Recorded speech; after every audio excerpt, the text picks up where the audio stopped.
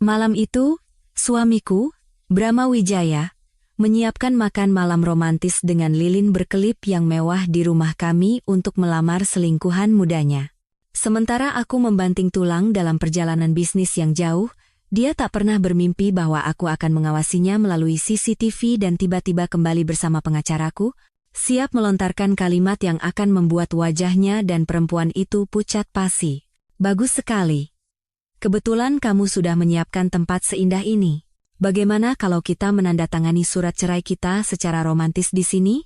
Seumur hidup, aku tak pernah membayangkan akan menghadapi situasi yang begitu konyol dan menyakitkan ini. Namaku Anindita, seorang arsitek yang sering diejek teman-temanku karena dianggap bernasib mujur. Tentu saja, karena aku menikah dengan pria seperti Brahma Wijaya, yang tampan dan pandai bicara. Pernikahan kami sudah berjalan 6 tahun. Bukan waktu yang lama, tapi cukup untuk membuatku percaya bahwa aku telah menemukan pelabuhan yang damai dalam hidupku. Rumah mewah kami di Pondok Indah ini adalah tempat di mana darah, keringat, dan gairahku tertuang. Setiap bata, setiap pohon di taman, hingga setiap perabot, semuanya aku desain dan pilih sendiri. Sebagian besar biaya pembangunan juga berasal dari kontrak-kontrak yang kudapatkan dan malam-malam tanpa tidur di depan gambar desain. Aku tidak pernah perhitungan pada suamiku. Aku selalu berpikir bahwa apa yang dimiliki pasangan adalah milik bersama, dan rumah tangga harus dibangun bersama. Brahma bekerja sebagai manajer pemasaran di sebuah perusahaan konten media. Pekerjaan yang stabil dengan penghasilan yang lumayan, tapi jika dibandingkan denganku, ada jurang yang jelas. Aku tahu dia memiliki rasa mindernya sendiri, jadi aku selalu berusaha menjadi istri yang lembut dan pendengar yang baik, istri yang tidak pernah pamer atau meremehkan suaminya. Setiap keputusan di rumah selalu kutanyakan pendapatnya, meskipun aku tahu pada akhirnya akulah yang akan membayarnya. Aku pikir pengorbanan diam-diamku ini akan dia pahami dan hargai. Namun, sekitar setengah tahun yang lalu, aku mulai merasakan ada sesuatu yang salah. Brahma semakin sering mengadakan rapat mendadak di akhir pekan, dan perjalanan bisnis kilat tanpa pemberitahuan pun bertambah. Dia juga mulai jauh lebih memperhatikan penampilannya. Parfum mewah dan pakaian bermerek mahal semakin banyak muncul di lemarinya. Jika aku bertanya, dia hanya tersenyum dan berkata bahwa belakangan ini banyak pertemuan dengan pihak eksternal, sehingga harus menjaga citra di depan klien. Lelah dengan pekerjaan dan hampir sepenuhnya mempercayai suamiku, aku tidak curiga sedikit pun. Bahkan, aku sempat menyalahkan diri sendiri karena terlalu sensitif dan tidak memahami stresnya. Namun, puncak keanehan itu terjadi minggu lalu, minggu yang menentukan dan mengubah hidupku sepenuhnya. Brahma tiba-tiba menjadi sangat mesra dan romantis secara tidak wajar. Setiap malam, ia pulang lebih awal dan memasak makanan kesukaanku. Padahal, dulu ia hampir tidak pernah menyentuh pekerjaan rumah. Dia memberiku bunga dan membisikkan kata-kata manis yang sudah lama tidak kudengar. Saat aku sedang mencuci piring, dia memelukku dari belakang dan berbisik di telingaku, "Sayang, kamu pasti lelah sekali, ya? Setelah kamu pulang dari perjalanan bisnis ke Bali, aku sudah siapkan kejutan yang sangat besar. Aku jamin, kamu akan jadi wanita paling bahagia di dunia." Perjalanan bisnis ke Bali. Itu adalah proyek penting yang telah dikerjakan perusahaan kami selama setahun penuh, dan aku adalah penanggung jawab utamanya. Awalnya dijadwalkan bulan depan, tetapi pihak klien tiba-tiba ingin memajukan jadwal. "Apa aku benar-benar harus pergi?" tanyaku dengan suara penuh sesal. "Tentu saja, sayang," katanya sambil memelukku lebih erat. "Ini kesempatan besar untuk kariermu. Jangan khawatir, pergilah. Urusan rumah biar aku yang tangani. Pulanglah dengan baik dan terima hadiah besar yang kusiapkan." Dukungan penuh semangatnya membuatku terharu dan menghapus keraguan samar di hatiku. Aku pikir dia benar-benar menyadari pengorbananku dan ingin membalasnya. Dengan gembira aku berkemas, menantikan kejutan besar yang dijanjikannya. Sehari sebelum aku berangkat, Brahma dengan penuh perhatian berpesan macam-macam. "Di sana pasti lelah, jadi fokus saja pada pekerjaan. Jangan khawatirkan urusan rumah, aku ada di sini. Jangan sering-sering telepon biar tidak kepikiran, selesaikan proyekmu dengan baik dan pulanglah." End quote. Kata-katanya terdengar sangat masuk akal dan penuh perhatian, tapi entah kenapa, jauh di lubuk hatiku muncul perasaan aneh, firasat samar bahwa ada sesuatu yang salah. Tiba-tiba aku teringat sesuatu. Rumah kami dilengkapi dengan sistem keamanan CCTV yang sangat modern. Beberapa bulan lalu, karena ada beberapa kali pencurian di lingkungan kami, aku menginvestasikan cukup banyak uang untuk memasangnya. Ada kamera di gerbang, taman, ruang tamu, dan dapur, hanya kamar tidur kami yang tidak ada. Semuanya terhubung ke ponsel dan laptopku, bisa diperiksa kapan saja dan di mana saja. Aku juga sudah memasang aplikasi itu di ponsel Brahma dan mengajarinya cara menggunakannya untuk berjaga-jaga. Sayang, sesekali periksa CCTV, ya. Keamanan sekarang lagi kurang baik. Saat aku berkata begitu, dia mengangguk dengan ekspresi sangat serius. Namun, aku tak pernah menyangka bahwa sistem keamanan yang kupasang untuk mencegah maling ini pada akhirnya akan membantuku menemukan maling yang lebih menakutkan, maling yang mencuri kebahagiaan dan pernikahanku. Pagi itu, Brahma mengantarku ke bandara. Dia memelukku erat, mencium keningku, dan berkata, "Hati-hati di jalan, sayang, aku akan menunggumu." Bahkan saat melihat punggungnya yang perlahan menghilang di balik gerbang pemeriksaan keamanan, aku tidak bisa menghilangkan rasa cemas yang muncul di hatiku.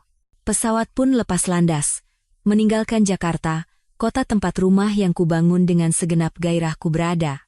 Aku tak pernah bermimpi bahwa perjalanan bisnis ini bukanlah awal dari kejutan bahagia, melainkan awal dari mimpi buruk terburuk dalam hidupku.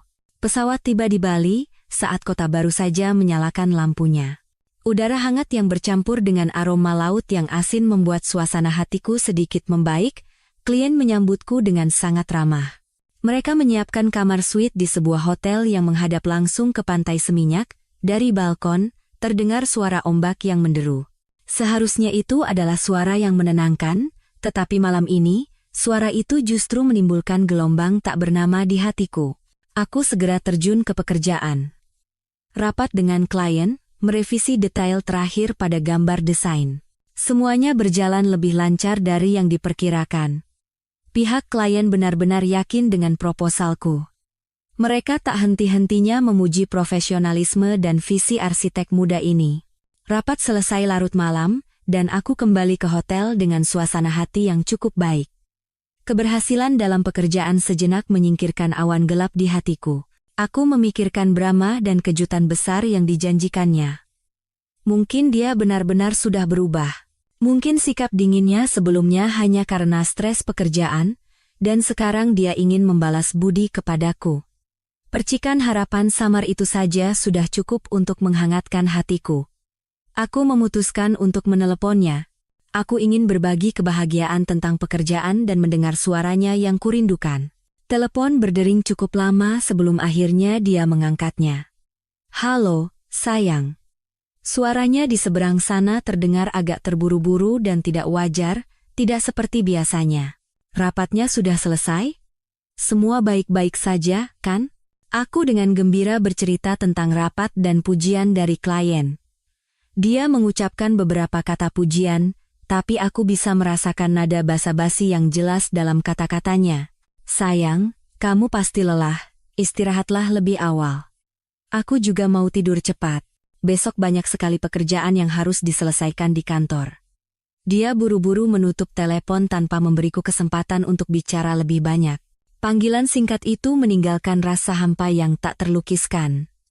Ini baru lewat jam 9 malam, pekerjaan apa yang membuatnya harus tidur begitu cepat? Biasanya, di jam segini dia akan bermain game atau menonton sepak bola. Firasat buruk di bandara kembali datang, kali ini lebih jelas dan kuat. Namun, kini bagiku itu adalah rasa muak, rasa hina yang tak terlukiskan. Aku duduk terpaku di depan komputer. Seluruh tubuhku terasa dingin. Aku tidak menangis, tidak juga berteriak. Air mata seolah sudah mengering, dan rasa sakit seolah membatu. Jadi, inilah kejutan besar yang dia siapkan untukku. Kejutan yang begitu besar dan begitu kejam. Rasanya seperti sebilah pisau ditancapkan tepat di jantungku, diputar dalam-dalam, dan menghancurkan segalanya. Mengenakan jubah mandi, aku melangkah ke balkon.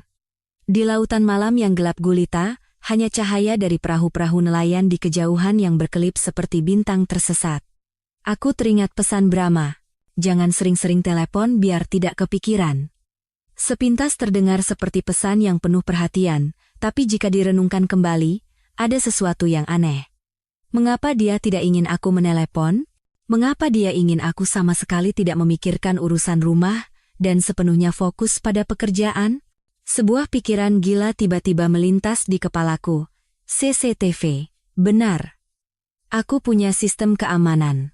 Karena terlalu mempercayai suamiku, aku bahkan tidak memikirkannya, tetapi sekarang, inilah satu-satunya hal yang bisa meredakan kegelisahan ini. Aku menertawakan diriku sendiri. Pasti aku terlalu banyak menonton film sampai berkhayal. Tentu tidak ada apa-apa. Dia pasti sedang membaca buku atau menonton TV di rumah. Tapi pikiran yang sudah telanjur tumbuh tidak mudah dipadamkan. Seperti serangga, perlahan ia menggerogoti hatiku. Aku kembali ke kamar dan membuka laptop. Tanganku sedikit gemetar saat memasukkan kata sandi. Hanya melihat sebentar. Hanya untuk memastikan semuanya baik-baik saja, bahwa suamiku aman di rumah, agar aku bisa tidur nyenyak, kataku pada diri sendiri. Layar login aplikasi CCTV muncul. Aku menarik napas dalam-dalam, dan menggerakkan jari telunjukku yang gemetar ke arah ikon ruang tamu. Klik, dan menunggu. Video dari kamera mulai termuat, sedikit lambat dan tersendat. Jantungku mulai berdebar semakin kencang, dan ketegangan yang menyesakkan menyelimutiku. Apa yang kutakutkan? Mungkin aku takut menghadapi kebenaran yang selama ini samar-samar kurasakan tapi tak berani kuakui. Akhirnya, video dari kamera ruang tamu muncul dengan jelas. Dan pada saat pertama, jantungku serasa jatuh. Bukan karena ketakutan, melainkan karena perasaan manis yang tak terduga. Ruang tamu kami yang biasanya hanya diterangi lampu kuning hangat, kini terang benderang oleh puluhan lilin yang berkelip. Lilin-lilin itu menari di dinding dan di atas sofa kulit berwarna krem kesayanganku, menciptakan suasana yang sangat fantastis dan romantis. Di atas meja kopi kayu kenari, yang biasanya penuh dengan tumpukan majalah yang berantakan, kini diletakkan vas bunga mawar merah yang indah. Di sebelahnya, ada 2 gelas anggur kristal dan sember es perak yang mendinginkan sebotol sampanye mahal. Semuanya disiapkan dengan sempurna, detail demi detail dengan sangat cermat.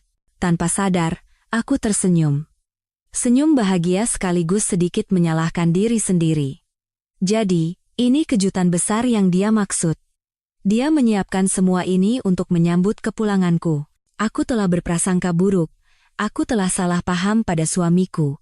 Perasaan hangat memenuhi hatiku, dan semua kecemasan serta kekhawatiran beberapa saat yang lalu lenyap.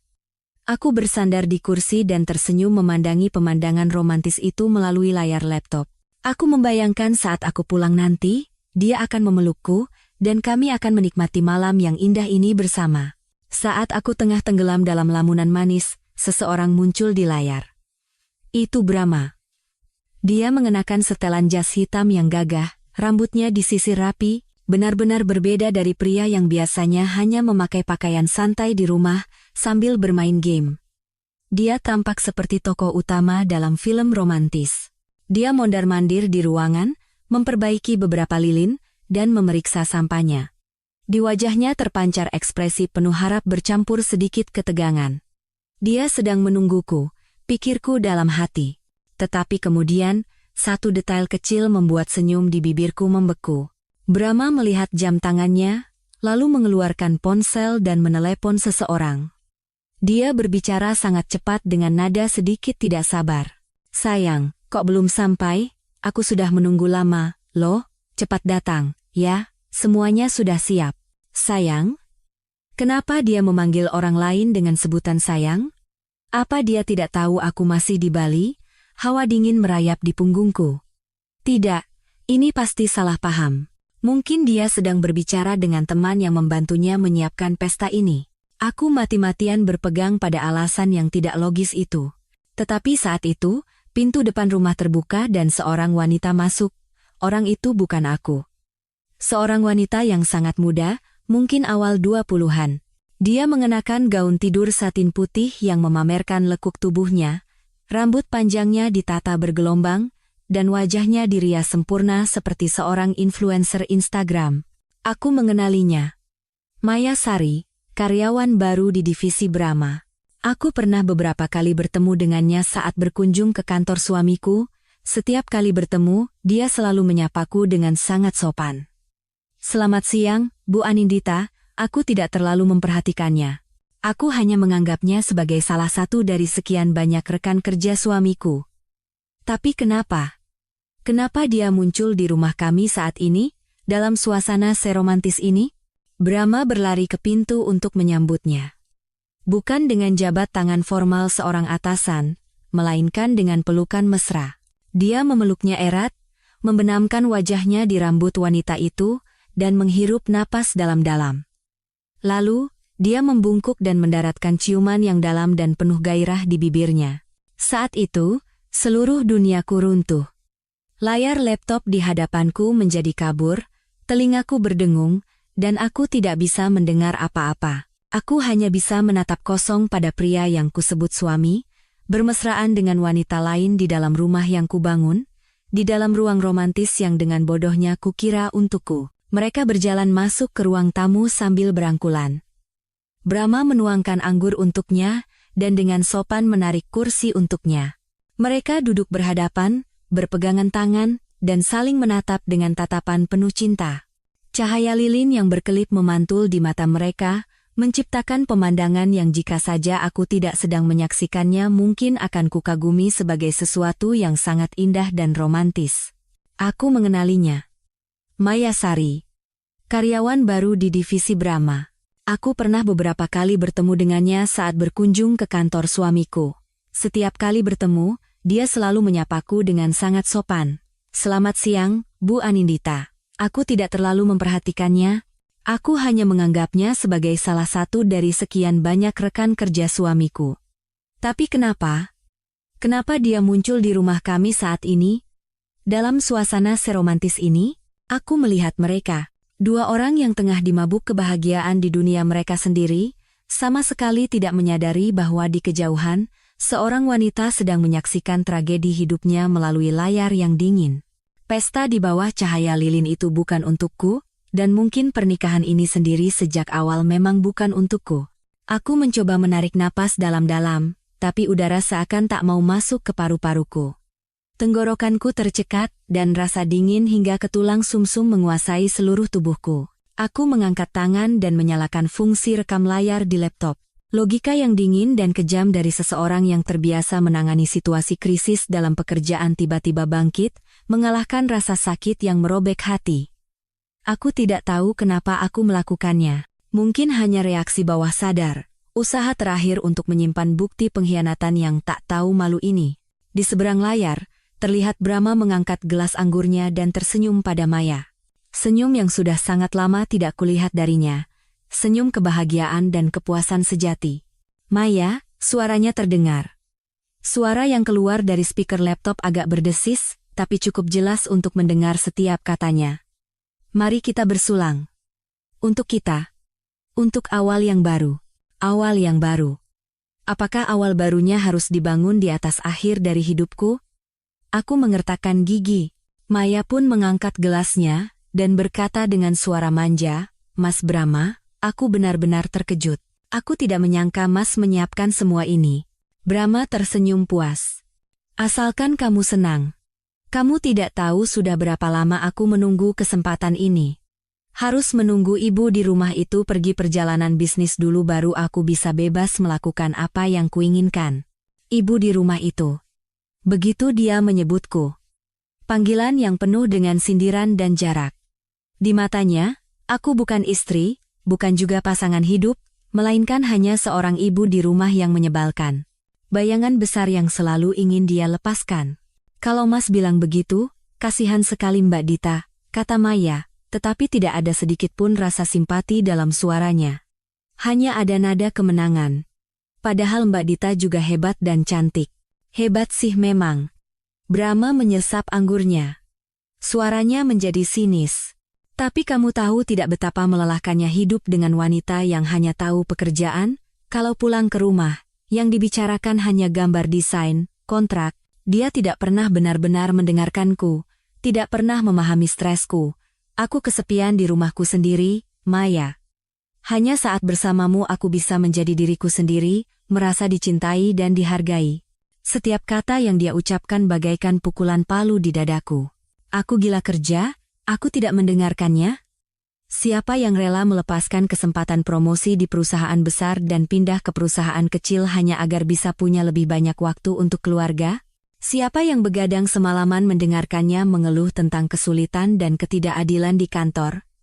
Siapa yang diam-diam menggunakan koneksiku untuk membantunya naik ke posisi manajer seperti sekarang? Semua pengorbananku, di mulutnya, menjadi dosa dan alasan perselingkuhannya. Ketidaktahu-maluannya sudah melampaui batas imajinasiku. Mereka terus bercakap-cakap, dan kata-kata manis serta gestur mesra mereka menjadi ribuan jarum yang menusuk dagingku. Lalu, tibalah saat yang paling kejam. Brahma tiba-tiba berdiri. Dia menghampiri Maya, memegang tangannya, dan menatap matanya dalam-dalam. Seluruh tubuhku membeku saat dia berlutut dengan satu kaki.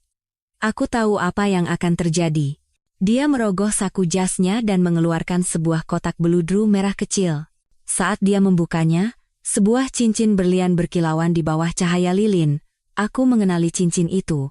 Minggu lalu, aku melihat tagihan kartu kreditnya dengan pembayaran dalam jumlah besar di sebuah toko perhiasan ternama. Saat kutanya, dia bilang itu untuk hadiah ulang tahun ibunya yang dibeli lebih awal. Satu lagi kebohongan. Kebohongan tak tahu malu untuk membeli cincin lamaran bagi selingkuhannya. Maya Sari. Suara Brahma menjadi agung dan penuh perasaan. Maukah kamu menikah denganku? Aku berjanji, hubunganku dengannya akan segera berakhir. Aku akan menceraikannya dan memberimu nama yang pantas, keluarga yang sesungguhnya. Aku mencintaimu. Maya menutup mulutnya dengan tangan, matanya berkaca-kaca. Dia mengangguk dengan panik. Ya. Aku mau. Aku mau. Brahma tidak bisa menyembunyikan kebahagiaannya. Dengan tangan gemetar, dia memasangkan cincin itu di jari manis Maya. Lalu dia berdiri, memeluknya erat, dan mereka kembali berciuman mesra. Aku menatap kosong saat tragedi hidupku dipentaskan dengan cara yang paling gamblang dan kejam. Akhirnya, air mata mengalir dari mataku, tetapi tidak terasa panas atau pahit, air mata itu sedingin es. Air mata keputusasaan terakhir yang telah membatu. Cinta, kepercayaan, harapan semua yang ada dalam diriku mati malam ini. Aku tidak lagi merasakan sakit. Hanya ada kehampaan yang menakutkan dan api kebencian yang siap membakar segalanya, menyala dalam diam. Aku melihat layar, melihat wajah bahagia mereka. Sebuah keputusan yang dingin dan tegas terbentuk di kepalaku.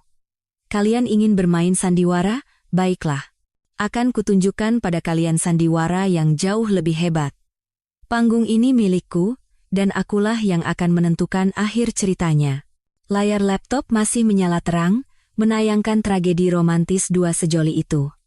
Tapi aku tidak lagi melihatnya. Tatapanku kosong.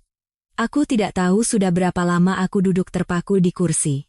Suara ombak di luar masih menderu, dan AC di kamar berputar pelan, tapi di telingaku hanya ada keheningan yang mematikan. Rasa sakit di awal telah berlalu, digantikan oleh keadaan mati rasa yang aneh, seolah aku terpisah dari tubuhku, melayang di udara dan menatap ke bawah pada wanita malang yang dikhianati oleh pria yang paling dicintainya. Aku tidak berteriak atau membanting barang seperti di drama. Kenyataannya terkadang lebih kejam dari film, datang tanpa suara dan menggerogoti jiwa seseorang dari dalam. Aku tidak mematikan komputer atau menghapus video menjijikkan itu. Aku membiarkannya sebagai pengingat kejam atas kebodohan dan kebutaanku. Aku bangkit dan berjalan ke kulkas mini di kamar hotel. Aku mengambil sebotol air mineral dan menenggaknya dalam sekali teguk. Aliran air dingin yang menuruni tenggorokanku membuatku sedikit sadar. Aku harus sadar. Sekarang bukan waktunya untuk hancur atau lemah, kelemahan hanya akan membuat mereka senang. Aku melihat layar, melihat wajah bahagia mereka. Sebuah keputusan yang dingin dan tegas terbentuk di kepalaku. Kalian ingin bermain sandiwara? Baiklah, akan kutunjukkan pada kalian sandiwara yang jauh lebih hebat. Panggung ini milikku, dan akulah yang akan menentukan akhir ceritanya. Aku melangkah ke balkon dan menghirup dalam-dalam udara malam yang asin. Angin kencang mengacak-acak rambutku, tapi aku tidak peduli. Aku butuh angin sekasar ini untuk mendinginkan api kebencian yang membara di dadaku. Aku menatap kosong saat tragedi hidupku dipentaskan dengan cara yang paling gamblang dan kejam. Akhirnya, air mata mengalir dari mataku, tetapi tidak terasa panas atau pahit. Air mata itu sedingin es. Air mata keputusasaan terakhir yang telah membatu. Cinta, kepercayaan, harapan semua yang ada dalam diriku mati malam ini. Aku tidak lagi merasakan sakit. Hanya ada kehampaan yang menakutkan dan api kebencian yang siap membakar segalanya, menyala dalam diam. Aku harus tenang. Sangat tenang. Aku harus mengubah rasa sakit ini menjadi kekuatan, dan kemarahan ini menjadi rencana yang sempurna. Rencana untuk membuat mereka membayar semua yang telah mereka lakukan. Membayar dengan harga yang paling mahal. Aku kembali ke kamar dan mengambil ponsel. Jariku dengan cepat menggulir daftar kontak dan berhenti di satu nama, Shanti Hapsari, pengacara. Mbak Shanti bukan hanya seorang pengacara yang kompeten, tapi juga sahabat terbaikku. Usianya hampir 10 tahun lebih tua dariku, seorang wanita lajang yang tangguh, cerdas, dan penuh kesetiaan. Dulu, Mbak Shanti pernah mengalami perceraian yang menyakitkan, dan pengalaman itu membuatnya semakin kuat dan selalu berada di pihak wanita-wanita yang lemah. Sekarang apa yang harus kulakukan? Langsung kembali, menyerbu rumah, membuat keributan, dan memberi pelajaran pada dua manusia itu? Tidak, itu cara yang buruk. Mungkin amarah sesaat akan terluapkan. Tapi setelah itu Brahma akan berkelit dan mengatakan aku cemburu buta. Wanita itu akan memainkan peran sebagai korban yang dianiaya oleh istri sah. Aku akan terlihat seperti wanita gila, wanita yang tidak bisa mengendalikan diri di mata semua orang. Dan yang terpenting, itu akan memberi mereka waktu untuk bersiap-siap, waktu untuk menyembunyikan aset, waktu untuk memikirkan cara melawanku. Aku tidak akan pernah membiarkan itu terjadi. Halo, Dita, tumben telepon malam-malam begini, ada urusan mendesak? Mendengar suara Mbak Shanti yang familiar, benteng dingin yang susah payahku bangun nyaris runtuh. Tenggorokanku tercekat, dan aku nyaris tak bisa mengeluarkan sepatah kata pun. Mbak, saat itu sudah hampir tengah malam. Aku tahu menelepon selarut ini adalah sebuah gangguan, tapi sekarang hanya Mbak Shanti yang bisa kuandalkan. Aku menekan tombol panggil. Jantungku berdebar sedikit lebih cepat. Begitu dering pertama, suara di seberang sana terdengar. Suara Mbak Shanti terdengar tegas, dan jelas seperti biasanya. Aku menceritakan semuanya pada Mbak Shanti. Perubahan Brahma, perjalanan bisnis yang mendadak, dan adegan yang baru saja kusaksikan melalui CCTV. Tanpa menyembunyikan apapun, aku bercerita dengan suara mekanis tanpa emosi, seolah sedang menceritakan kisah orang lain. Mbak Shanti tidak memotong ceritaku sama sekali, dia mendengarkan dengan tenang dari awal hingga akhir. Setelah ceritaku selesai, ada keheningan sejenak di seberang sana. Aku bisa mendengar Mbak Shanti menarik napas dalam-dalam. Lalu, alih-alih mengucapkan kata-kata penghiburan yang klise, dia melontarkan kalimat yang mengejutkanku. Baguslah, akhirnya kamu sadar juga. Hawan. Hah, Mbak? Aku terkejut. Pria itu, aku sudah curiga dari dulu. Penampilannya yang necis dan mulut manisnya itu tidak mempan padaku. Tapi waktu itu kamu sedang mabuk cinta, kalau aku bilang apa-apa juga kamu tidak akan percaya. Yah, setidaknya kamu tahu, sekarang walau sudah terlambat, sekarang bukan waktunya untuk menangis. Dengarkan baik-baik. Suara Mbak Shanti menjadi setegas baja. Pertama, video itu sudah kamu simpan? Sudah. Aku simpan di folder terpisah. Bagus. Segera buat cadangannya di banyak tempat. USB, cloud, akun email cadangan. Bukti adalah yang terpenting. Jangan sampai hilang. Mengerti? Mengerti, Mbak. Kedua, jangan pernah menelepon atau mengirim pesan padanya. Jangan sampai dia tahu kamu sudah tahu. Berpura-puralah seolah tidak terjadi apa-apa. Biarkan mereka menikmati malam ini sepuasnya. Tapi aku tidak bisa. Harus bisa. Potong Mbak Shanti. Kalau kamu bergerak gegabah sekarang, semuanya akan berantakan. kita harus membuat mereka lengah. Semakin kamu diam, semakin mereka tidak akan waspada. Lalu, apa yang harus kulakukan sekarang? Yang harus kamu lakukan sekarang adalah tidur nyenyak. Besok pagi jam 6, pergilah ke bandara. Aku sudah pesankan tiket pesawat paling pagi untuk kembali ke Jakarta, sisanya, biar aku yang urus. Mak, tapi, tidak ada tapi. Aku akan menunggumu di bandara. Dokumennya sudah siap.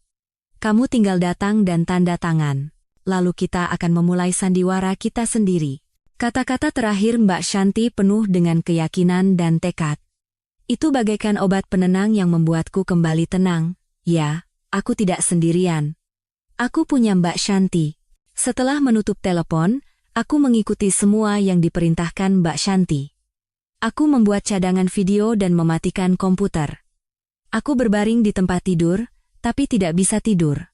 Pikiranku masih kacau, tapi bukan lagi karena rasa sakit yang putus asa, melainkan dipenuhi perhitungan untuk pertarungan yang akan datang. Dokumennya sudah siap. Dokumen apa yang disiapkan Mbak Shanti? Bagaimana pertarungan ini akan berlangsung? Dan apakah aku cukup kuat untuk melaluinya sampai akhir? Semalaman aku tidak bisa tidur dan terus gelisah. Aku menatap kosong langit-langit putih kamar hotel. Bayangan Brahma berlutut melamar wanita lain terus berputar di kepalaku seperti film rusak. Setiap kali, jantungku terasa sakit hingga ke tulang sumsum. Tapi di tengah rasa sakit itu, api kebencian semakin berkobar hebat, aku tidak tahan lagi berbaring. Aku bangkit dan pergi ke balkon. Malam di Bali sungguh indah dan damai. Sangat kontras dengan badai yang menderu di hatiku. Aku bersandar di pagar, membiarkan angin laut menyapu kulitku, mencoba menenangkan diri. Aku mulai mengenang pernikahan kami selama 6 tahun. Mencoba mencari alasan, penjelasan atas pengkhianatan hari ini. Kami pernah saling mencintai. Sangat mencintai. Saat pertama kali bertemu Brahma, dia adalah seorang pemuda perantau yang berjuang untuk sukses di kota besar. Satu-satunya yang dia miliki adalah ketekunan dan kemauan keras. Itulah yang menarikku. Aku yang sejak kecil terbiasa hidup mewah dan muak dengan anak-anak orang kaya yang hanya tahu bersenang-senang, menemukan ketenangan dan cinta yang tulus pada Brahma. Orang tuaku menentang keras pernikahan ini. Mereka bilang perbedaan status kami terlalu jauh, bahwa Brahma hanya memanfaatkanku. Tapi aku mengabaikan segalanya, bahkan menentang orang tuaku, dan tetap berada di sisinya. Aku pikir cinta kami cukup besar untuk mengatasi semua rintangan. Setelah menikah, aku membangun rumah ini dengan seluruh tabunganku dan uang pinjaman dari orang tua. Aku ingin menciptakan rumah untuk Brahma, tempat di mana dia tidak akan merasa minder dengan latar belakangnya dan bisa merasa bangga. Aku juga diam-diam menggunakan koneksi ayahku untuk membantu promosi Brahma. Posisi manajer yang dimilikinya sekarang, tanpa bantuan ayahku, mungkin akan memakan waktu beberapa tahun lebih lama. Aku melakukan semua ini dalam diam, tanpa pamer. Hanya karena aku mencintainya dan ingin menjaga harga dirinya. Aku telah berkorban begitu banyak, berdedikasi begitu besar untuk keluarga ini, dan apa yang kudapatkan pada akhirnya? Pengkhianatan, kebohongan, dan penghinaan di rumahku sendiri. Di mana kesalahanku? Apakah salah karena terlalu mencintai dan terlalu percaya? Ataukah salah karena aku terlalu kuat dan mandiri sehingga membuatnya merasa terintimidasi? Aku tidak tahu. Dan mungkin, sekarang aku tidak perlu tahu lagi. Yang penting adalah kebenaran telah terungkap. Pria yang kucintai dengan segenap hati ternyata hanyalah seorang egois, munafik, dan pengkhianat. Cinta yang kupuja hanyalah sandiwara yang kutulis dan kusutradarai seorang diri. Alarm ponsel berbunyi, membuyarkan lamunanku. Pukul 5 pagi. Waktunya beraksi. Tidak ada lagi waktu untuk meratapi nasib atau menyalahkan diri sendiri. Aku mandi dan berganti pakaian dengan setelan kerja yang rapi. Aku merias wajah lebih teliti dari biasanya, menutupi lingkaran hitam di bawah mata akibat malam tanpa tidur dengan concealer. Aku ingin tampil dengan penampilan yang paling percaya diri dan kuat. Aku tidak bisa membiarkan mereka melihatku hancur. Aku mengemasi barang-barang, check out dari hotel, dan naik taksi menuju bandara. Pesawat paling pagi ke Jakarta lepas landas pukul 06.30. Melihat awan putih yang melayang di luar jendela pesawat, hatiku terasa hampa dan kosong seperti awan itu. Tapi kekosongan itu tidak berlangsung lama. Saat pesawat mulai menurunkan ketinggian dan gedung-gedung Jakarta yang familiar mulai terlihat, tekat sekeras baja kembali muncul. Ini adalah kotaku.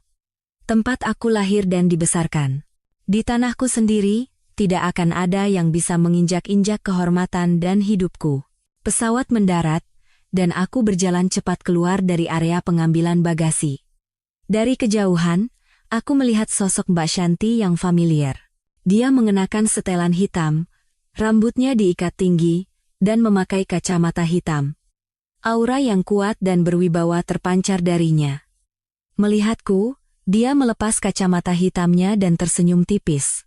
Kamu sudah datang. Penampilanmu tidak terlalu buruk. Mbak Shanti berkata dengan nada datar, tapi di matanya tersirat kekhawatiran yang tak bisa disembunyikan. Aku mengangguk dan memaksakan senyum. Aku baik-baik saja, Mbak.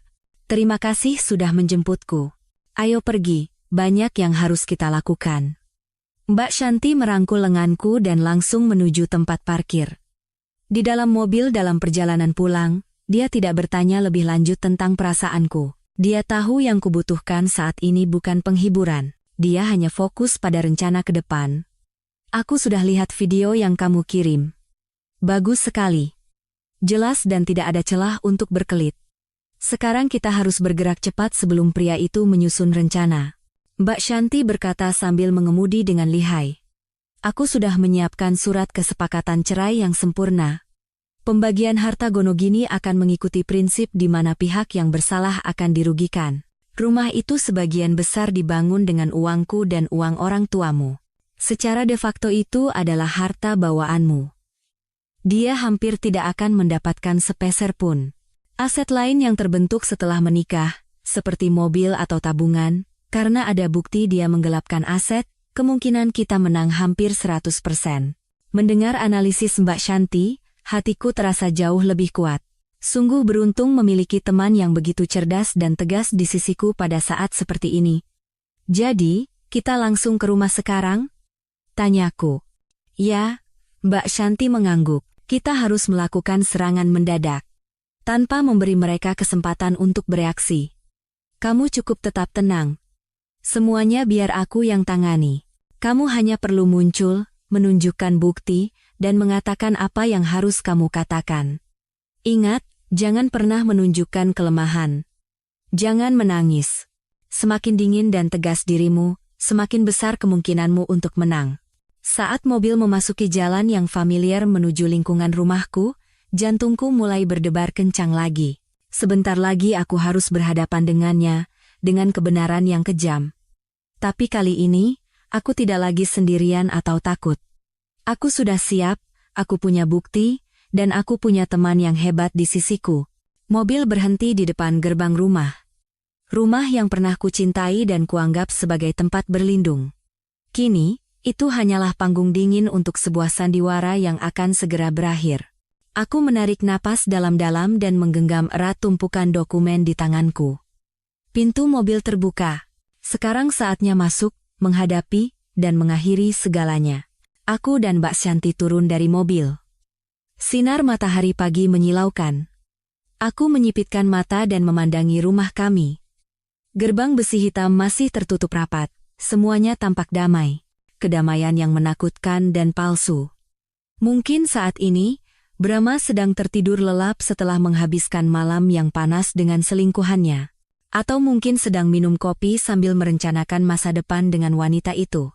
Masa depan yang akan dibangun di atas puing-puing kebahagiaanku. Mbak Shanti menepuk bahuku pelan. Siap? Aku mengangguk. Tatapanku menjadi tegas. Ya, aku siap. Aku mengeluarkan gantungan kunci dari tasku. Tanganku sama sekali tidak gemetar. Aku memasukkan kunci ke lubang kunci. Suara klik yang kering terdengar. Pintu depan perlahan terbuka. Hal pertama yang kami lihat adalah kekacauan. Botol sampahnya tergeletak di lantai, 2 gelas kaca dengan bekas lipstik merah teronggok di atas meja. Kelopak mawar mulai layu dan berserakan di mana-mana. Udara di ruangan masih berbau lilin aromaterapi, anggur, dan parfum wanita yang pekat. semuanya adalah jejak dari malam penuh dosa. Jantungku terasa nyeri tumpul, tapi aku cepat-cepat menekan perasaan itu. Sekarang bukan waktunya untuk melibatkan emosi. Suara pintu terbuka sepertinya membangunkan seseorang di dalam. Dari tangga, Brahma turun. Dia hanya mengenakan celana piyama, bertelanjang dada, dan rambutnya acak-acakan. Dia tampak mengantuk dan lelah. Melihatku, dia tertegun sejenak, matanya membelalak kaget. Dita? Bagaimana kamu bisa di sini jam segini? Dia tergagap, suaranya tidak bisa menyembunyikan kepanikan. Dia buru-buru melihat sekeliling, seolah mencari sesuatu atau seseorang. Dan ketika melihat Mbak Shanti di sampingku, ekspresinya menjadi semakin bingung. Kenapa tidak memberitahu dulu? Dan ini siapa? Sebelum dia selesai bicara, suara asing lain terdengar dari kamar tidur kami. Mas Brahma, siapa yang datang? Kenapa berisik sekali? Pintu kamar tidur terbuka, dan Mayasari turun. Dia hanya mengenakan kemeja Brahma, memperlihatkan kakinya yang jenjang. Rambutnya masih acak-acakan dan wajahnya tampak lelah, tapi matanya bersinar seperti wanita yang baru saja merasakan kepuasan. Melihatku, senyum yang tadinya menghiasi bibirnya lenyap seketika. Dia terpaku di tangga, warna wajahnya berubah dari kaget menjadi ketakutan. Kami bertiga berdiri berhadapan dalam keheningan yang menyesakkan. Udara terasa kental dan membeku, seolah detak jantung masing-masing bisa terdengar. Sekarang saatnya menutup tirai sandiwara. Yang memecah keheningan adalah aku. Aku tidak berteriak atau mengumpat, hanya tersenyum tipis, tapi senyuman yang dingin hingga membuat bulu kuduk merinding. Aku berjalan perlahan ke ruang tamu, meletakkan tas dan tumpukan dokumen di atas meja. Aku memandangi sekeliling ruang romantis yang telah disiapkan suamiku dengan susah payah. Wow, indah sekali, kataku. Suaraku begitu jernih dan tenang hingga aku sendiri terkejut. Bunga mawar, lilin aromaterapi, anggur, kamu menyiapkan semua ini untuk menyambut kepulanganku, ya, sayang? Wajah Brahma pucat pasi. Dia tidak tahu harus menjawab apa, hanya berdiri dan tergagap. Itu. Dita. Itu. Aku tidak memberinya kesempatan untuk mengarang kebohongan lain. Aku berbalik ke arah Maya yang membatu di tangga. Halo, Mbak Maya. Kemeja suami saya sepertinya agak kebesaran, ya. Tapi cocok sekali di badan Anda. Kata-kataku bagaikan tamparan tak terlihat yang mendarat di pipinya. Wajah Maya memerah karena malu dan marah. Dia buru-buru merapikan kerah bajunya dan menatapku dengan mata penuh kebencian. Aku kembali menatap Brahma. Masih dengan senyuman, aku menghampiri meja dan mengambil tumpukan dokumen yang disiapkan Mbak Shanti. Aku membuka halaman pertama. Tertulis dengan huruf tebal, surat gugatan cerai. Aku membawa dokumen itu dan mendekati Brahma. Dia secara refleks mundur selangkah. Aku menatap matanya dalam-dalam mata yang penuh ketakutan dan kebingungan. Mas Brahma, kataku, masih dengan nada yang anehnya lembut. Bagus sekali. Kebetulan kamu sudah menyiapkan tempat seindah ini, aku suka sekali. Bagaimana kalau kita menandatangani surat cerai kita secara romantis di sini? Kata-kataku terdengar jelas dan tegas, benar-benar menghancurkan suasana ambigu yang tersisa. Itu seperti hukuman mati yang dijatuhkan dengan cara yang paling lembut namun paling kejam.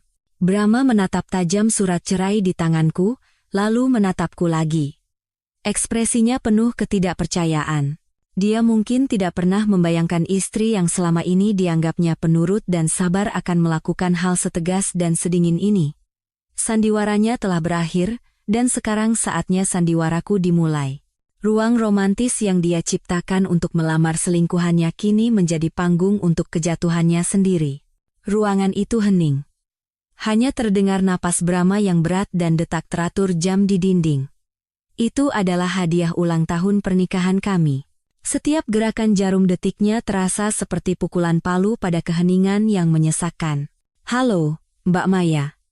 Kemeja suami saya sepertinya agak kebesaran, ya. Tapi cocok sekali di badan Anda. Kata-kataku bagaikan tamparan tak terlihat yang mendarat di pipinya. Wajah Maya memerah karena malu dan marah. Dia buru-buru merapikan kerah bajunya dan menatapku dengan mata penuh kebencian. Mas Brahma, kataku, masih dengan nada yang anehnya lembut.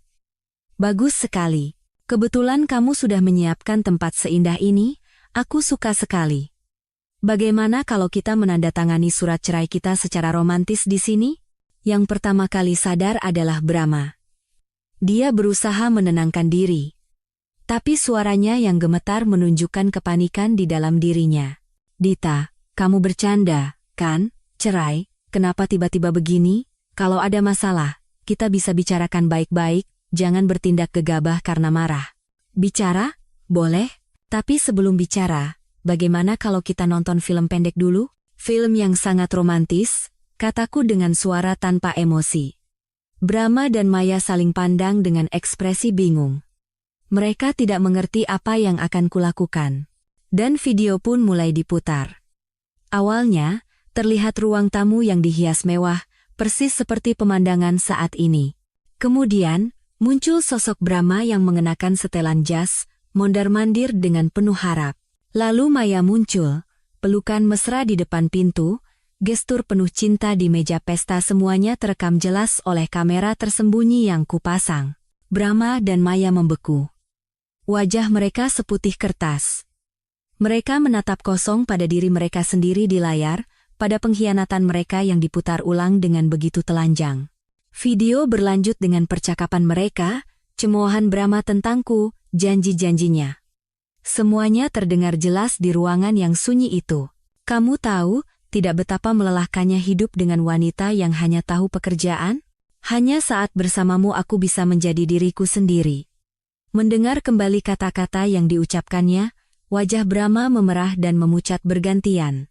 Dia tidak pernah membayangkan semua tindakan dan perkataannya terekam semalam. Puncak video adalah adegan saat Brahma berlutut, mengeluarkan cincin berlian, dan melamar. Maukah kamu menikah denganku? Aku berjanji, hubunganku dengannya akan segera berakhir. Aku akan menceraikannya. Layar TV menyorot wajah Maya yang berseri-seri saat dia mengangguk setuju.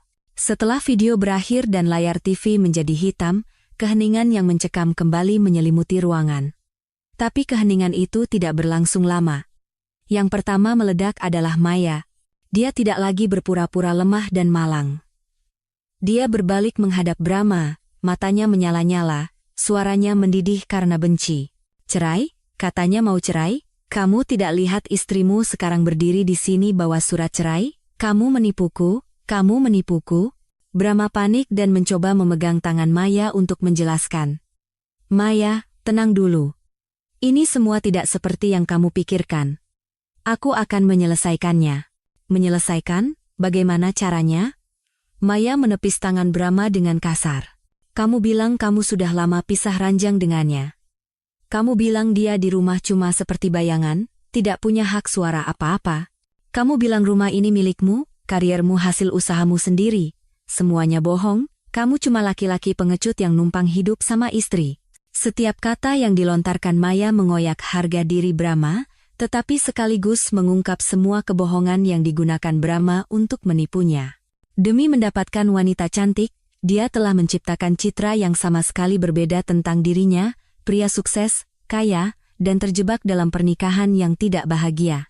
Trik yang sangat umum digunakan pria hidung belang. Aku hanya menyilangkan tangan dan menonton pertengkaran mereka dalam diam. Bukan rasa puas, melainkan hanya merasa lucu dan menyedihkan. Dua orang yang telah bersekongkol mengkhianatiku kini saling mencabik-cabik karena kepentingan pribadi yang hancur. Diam. Brahma akhirnya tidak tahan dan berteriak. Kamu tahu apa? Kamu juga mendekatiku karena uang dan jabatan, kan? Jangan sok suci. Iya. Aku memang mendekatimu karena uang. Maya tidak mau kalah. Dia balas berteriak. Tapi apa yang sudah kamu berikan padaku? Rumah numpang? Jabatan manajer yang cuma nama? Kamu itu penipu. Kembalikan uangku. Tas itu, jam tangan itu, biaya perjalanan itu, semuanya uangku. Pertengkaran mereka menjadi semakin sengit dan menjijikkan. Mereka mulai mengungkit semua barang yang pernah mereka berikan satu sama lain, menghitung setiap sen. Sandiwara cinta romantis semalam kini berubah menjadi drama penagihan utang yang kotor. Saat itulah, Mbak Shanti yang sejak tadi dia mengamati, angkat bicara dengan tenang. Suaranya pelan, tapi penuh wibawa yang menghentikan pertengkaran mereka. Sudah cukup, sepertinya tidak perlu kalian berdua bertengkar, semuanya akan diselesaikan secara adil oleh hukum. Mbak Shanti berkata, lalu menatap Maya dengan tajam. Dan Anda, Mbak Maya, sebaiknya Anda ganti pakaian yang lebih pantas. Dan jika saya jadi Anda, saya akan mencari pengacara yang kompeten. Anda bukan hanya bisa dituntut sebagai perusak rumah tangga orang lain, tapi juga bisa dijerat sebagai kaki tangan dalam penggelapan aset. Mendengar kata-kata Mbak Shanti, Maya terdiam. Dia menatap Mbak Shanti, lalu kembali menatapku. Matanya penuh ketakutan. Mungkin dia baru sadar bahwa dia telah berurusan dengan lawan yang tidak mudah. Dua kata penggelapan aset yang diucapkan Mbak Shanti bagaikan siraman air es ke wajah Maya. Dia tidak bisa lagi mempertahankan sikap agresifnya, dan wajahnya menunjukkan ketakutan yang jelas. Penggelapan? Saya tidak tahu apa-apa, gagapnya dengan suara lemah. Mbak Shanti tertawa sinis. Senyum dingin dari orang yang memegang kendali. Dia mengeluarkan beberapa lembar kertas dari tumpukan dokumen. Tidak tahu? Kalau begitu, biar saya bantu Anda mengingat. Mbak Shanti meletakkan lembar pertama di atas meja. Ini adalah rincian tagihan kartu kredit Pak Brahma Wijaya selama 6 bulan terakhir. Seperti yang Anda lihat, ada banyak pengeluaran besar di butik-butik mewah, restoran mahal, dan resor bintang 5. Totalnya hampir mencapai 150 juta rupiah. Tempat-tempat ini tidak asing bagi Anda, kan, Mbak Maya? Maya melihat rincian itu dan wajahnya menjadi pucat. Semua itu adalah tempat yang pernah dikunjunginya bersama Brahma, hadiah-hadiah yang dibelikan untuknya. Tidak bisa disangkal. Itu kan uang Mas Brahma, apa hubungannya dengan saya? Dia mencoba membantah. Uang Pak Brahma? Mbak Shanti tersenyum sinis. Anda salah. Kartu kredit ini adalah kartu keluarga atas nama klien saya, Ibu Anindita. Pak Brahma hanyalah pengguna, dan rekening pembayaran kartu ini adalah rekening bersama mereka berdua. Rekening itu sebagian besar diisi oleh penghasilan Ibu Anindita. Sederhananya, Anda telah berfoya-foya dengan uang hasil jerih payah wanita yang suaminya coba Anda rebut. End pause. Setiap kata Mbak Shanti bagaikan pukulan palu bagi Maya. Dia terkejut, tidak percaya dengan apa yang didengarnya. Pria yang dianggapnya konglomerat, tambang emas yang bisa diandalkan, ternyata hanyalah pria yang numpang hidup pada istrinya. Kehidupan mewah yang dinikmatinya bukanlah pemberian darinya, melainkan hasil hisapan tidak langsung dari wanita lain. Tidak mungkin. Mas Brahma, coba bicara. Bilang kalau semua yang dikatakan perempuan ini bohong. Maya menatap Brahma dengan tatapan memohon pertolongan, tapi Brahma hanya menunduk, tidak berani menatap siapapun. Keheningannya adalah pengakuan yang paling pasti. Kekecewaan dan penghinaan terpancar jelas di wajah Maya. Dia telah ditipu. Dikelabui habis-habisan. Mimpinya untuk menjadi istri seorang pria kaya dan sukses hancur berkeping-keping. Sebaliknya, dia menjadi selingkuhan pria tak berguna dan kini terancam masalah hukum. Kamu sampah, teriaknya, lalu menerjang Brahma dan mencakar wajahnya dengan membabi buta. Kamu menipuku, kamu menghancurkan hidupku. Kembalikan uangku. Kembalikan masa mudaku.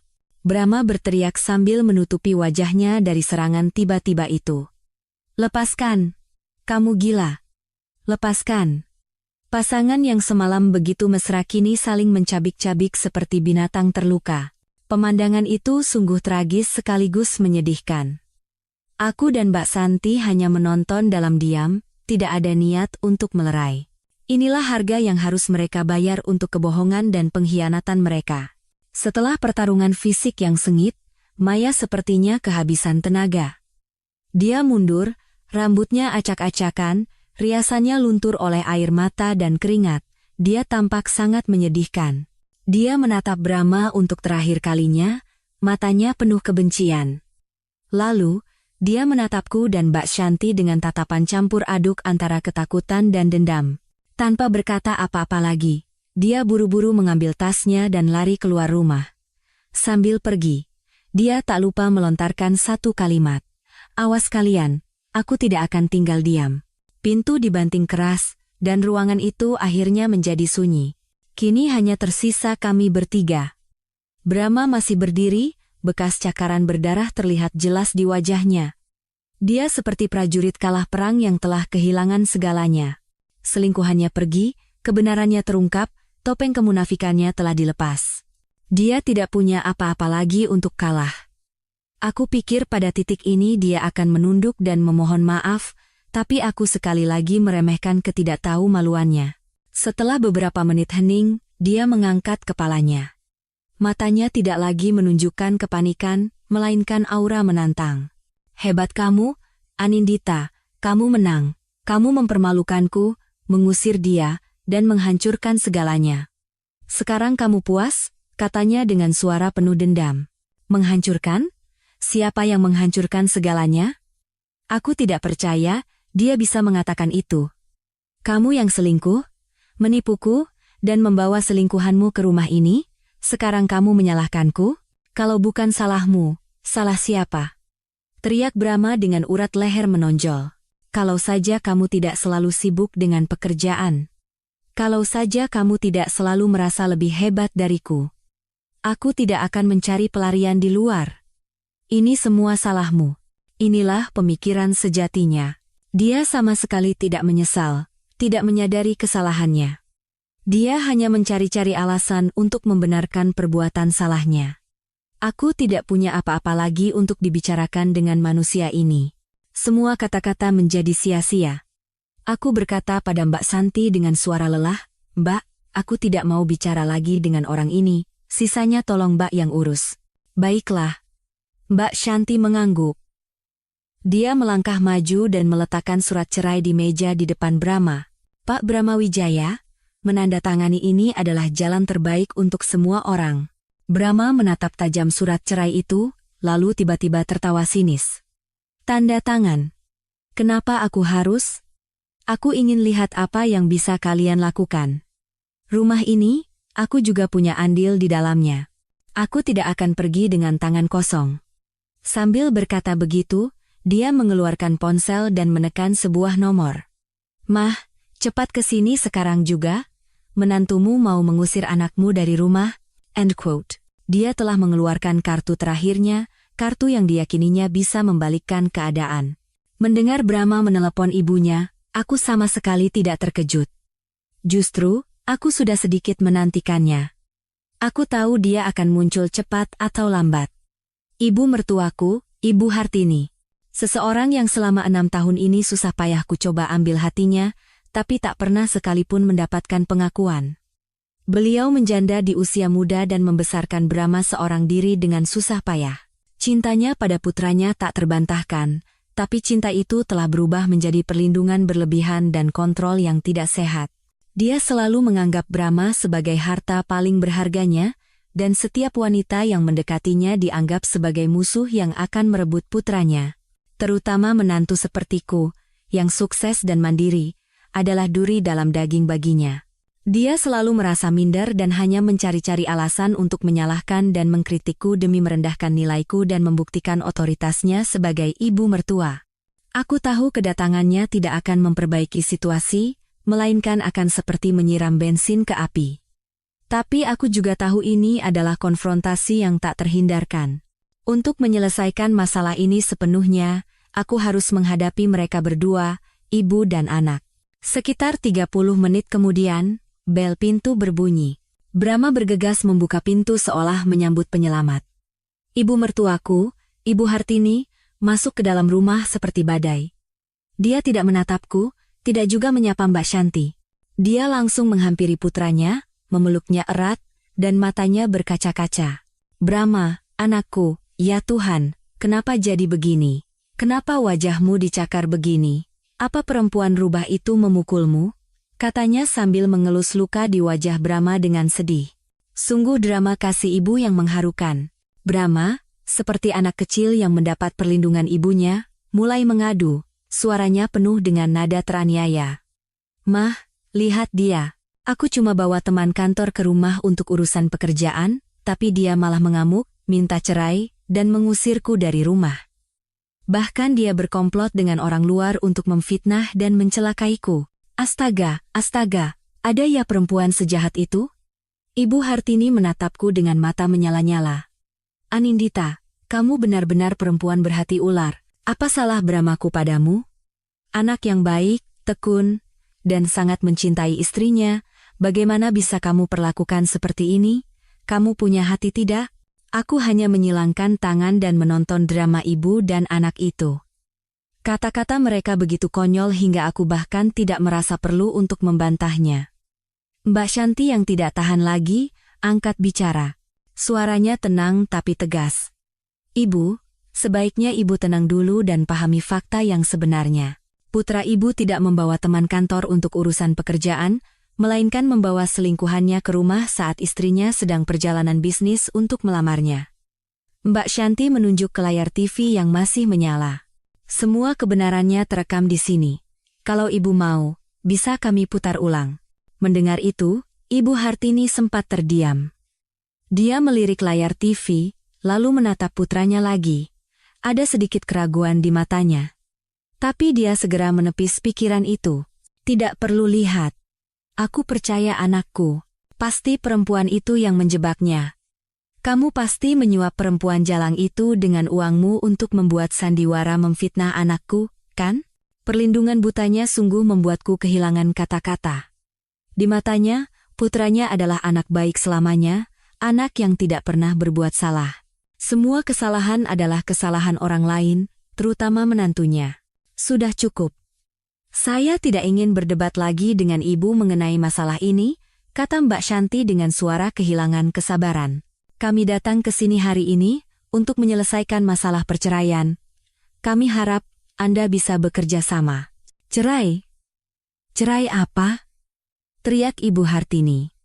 Rumah ini dibangun bersama oleh anak dan menantuku. Kalaupun cerai, tentu saja setengahnya harus jadi miliknya.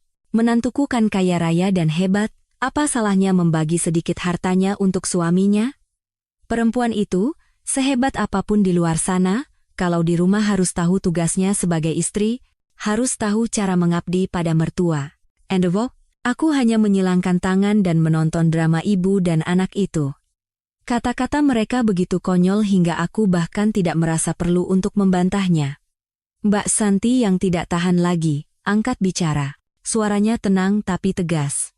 Ibu Hartini menyipitkan mata melihat deretan angka yang padat di kertas itu. Dia tidak mengerti apa arti angka-angka itu, tapi Brahma berbeda.